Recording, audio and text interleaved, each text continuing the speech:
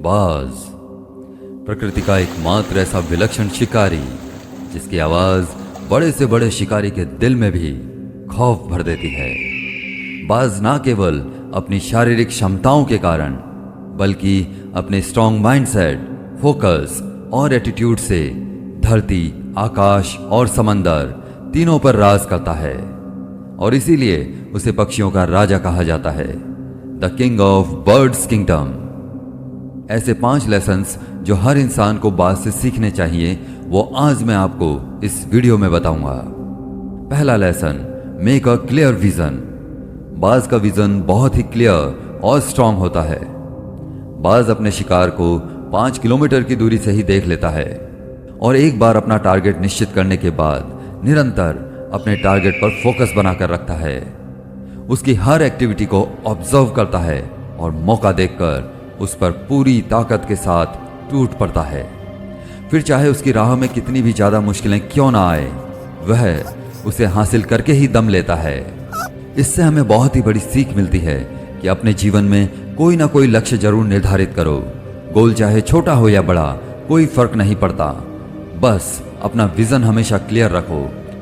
अपना target achieve करने के लिए चाहे जितनी भी मुश्किलों का सामना करना पड़े, कभी पीछे मत हटो। Never leave any stone unturned. दूसरा lesson, learn to fight alone. आप अक्सर जानवरों को झुंड बनाकर शिकार करते हुए देख सकते हैं। यहां तक कि जंगल का राजा शेर भी झुंड में शिकार करता है, लेकिन बाज अकेला शिकार करता है। बाज ना तो किसी की सहायता लेता है और ना ही किसी की सहायता करता है। बाज बचपन से ही यह सीख कर बड़ा होता है कि अगर उसे ऊंची उड़ान भरनी है तो उसे कभी भी चिड़ियों और छोटे पक्षियों के साथ नहीं उड़ना। इसीलिए वो हमेशा या तो किसी बाज के साथ उड़ेगा या फिर अकेला। अगर आपको भी लाइफ में ऊंचा उठना है तो छोटी सोच वाले लोगों से हमेशा दूर रहो। अपने लक्ष्य को हासिल करने के लिए किसी और पर डिपेंड होने के बजाय अपना काम खुद करो। अपना किरदार इस शिद्दत से निभाओ कि एक दिन पूरी दुनिया चौंक जाए। अपनी लाइफ के रूल्स खुद डिसाइड करो और अकेले रहो। तीसरा लेसन, फेस द चैलेंजेस। जब आंधी तूफान आते हैं तो सारे पक्षी अपने घरों में छुपकर बैठ जाते हैं, लेकिन बाज छुपकर नहीं बैठता, बल्कि वह तूफान को फेस करता है और उसे चैलेंज करता है और ऐसे कठिन समय का भी आनंद लेता है।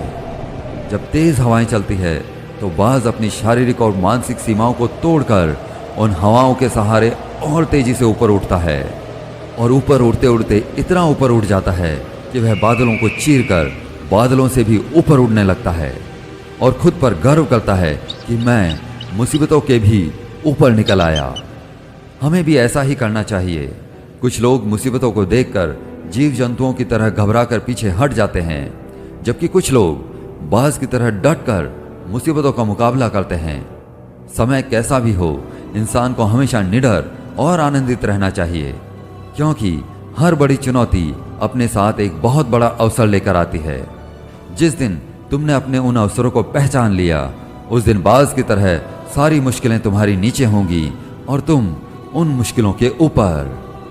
चौथा लेसन, ऑलवेज लुक फॉरवर्ड। बाज कभी भी मरे हुए जानवरों को नहीं खाता। वह हमेशा जिंदा शिकार करता है और ताज़ा मांस खाना पसंद करता है। बाज भूखा तो रह सकता है, मगर कभी भी सड़ा हुआ भोजन नहीं करता। इससे हमें बहुत बड़ी सीख मिलती है कि हमेशा वर्तमान में जियो और भविष्य की संभावनाओं के लिए काम करो। जो हमारा पास्ट है वह गुजर चुका है, मर चुका है, तो अपने उन मरे हुए सड़े हुए थॉट्स पर ध्यान मत दो और अपनी आने वाली ताज़ी फ्रेश जिंदगी पर फोकस करो।